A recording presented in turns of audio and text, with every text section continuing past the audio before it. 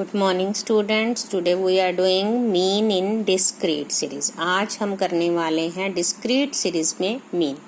Discrete series is the series where we have frequency also, means number of students, number of persons, number of workers, number of players. This is known as frequency. So we have the question, we have marks of different students and frequency means number of students are also given. Suppose 10 marks is of 3 students, 20 marks of 8 students, 30 marks of 12 students. So इसी तरह से हमें marks and number of students given है. Number of students means f, frequency. So in case of discrete series or continuous series, summation f means sum total of frequency is equal to number of items. frequency का total he number of items होता है, ये आपने याद रखना है. तो सबसे पहले हम यूज कर रहे हैं direct method. In direct method we directly multiply marks with number of students means f into x. So this will be fx. 10 into 3, 20 into 8, 30 into 12, 40 into 15, 50 into 10 and 60 into 4. Now we add all the values of fx and it will become 1890. Now the formula for calculating mean is x bar is equal to summation fx upon n. So summation fx is 1890 and number of item means 52. 1890 by 52, it will be 36.346 or we can write it as 36.35. Second method in discrete series is shortcut method or assumed mean method. Same question हम ले रहे हैं. तो सबसे पहला step हमारा है to assume mean. अब मीन हमें एज्यूम करना है एक्स में से ही, जो मार्क्स, कोर्स, सैलरी, वेजेस, उसी में से हमें ए एज्यूम करना है और हम सेंटर की वैल्यू ले रहे हैं 40 as A. Now D X is X minus A. 10 minus 40 minus 30, 20 minus 40 minus 20, 30 minus 40 minus 10, 40 minus 40 is 0, 50 minus 40 10, 60 minus 40 is 20. Now f into dx, f और dx को हम मल्टीप्लाई करेंगे, that will become f dx. 3 into minus 30 minus 90, 8 into minus 20 minus 160, 12 into minus 10 minus 120. 15 into 0, 0. 10 into 10, 100. 4 into 20, 80. So, इसके बाद हमारा step है negative values को separate और पॉजिटिव वैल्यूज को हम सेपरेटली प्लस कर देते हैं. तो हमारे पास ये जो आ जाएगा, क्योंकि नेगेटिव वैल्यूज ज़्यादा हैं, सो summation F D x will be minus 190.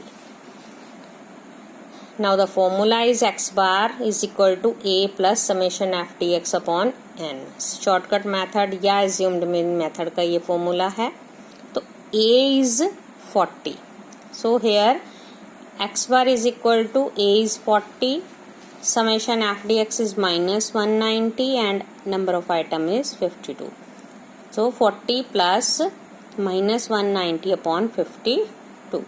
तो 190 को हम 52 से डिवाइड करेंगे, we will get 3.65. 40 minus 3.65, it will be 36.35. The answer is same as in direct method.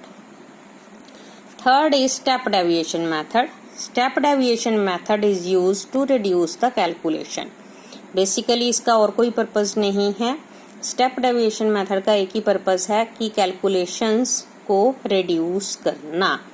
And second thing is we can use step deviation method only in those question where we have some common difference of the values.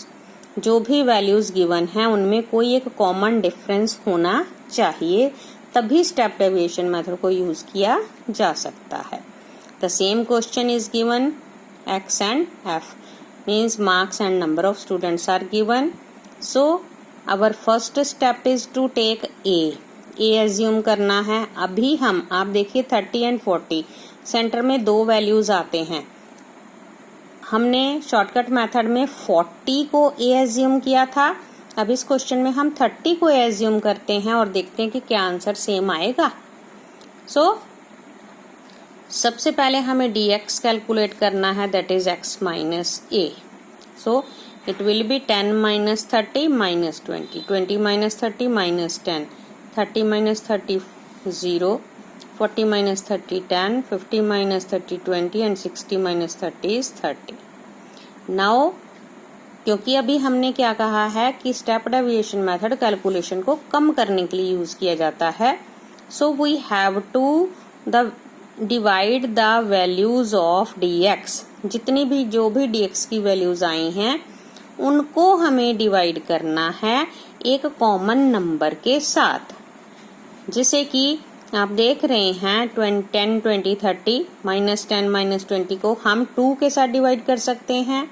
इन सारी values को हम 5 के साथ divide कर सकते हैं and 10 के साथ भी डिवाइड कर सकते हैं. तो हम मैक्सिमम नंबर लेते हैं जिसके साथ हम इनको डिवाइड कर सके. So we will take 10 as common number, that is I. So dx1, the formula is dx upon I. I is the common difference. तो 10 जो हमने लिया है 10 के साथ अगर हम डिवाइड करेंगे it will be -2 -1 0 1 2 and 3. Now f multiplied by dx1, f dx1. okay, so 3 into -2 -6, 8 into -1 -8, 12 into 0 0, 15 into 1 15, 10 into 2 20, 4 into 3 12 and summation f dx1 will be 33.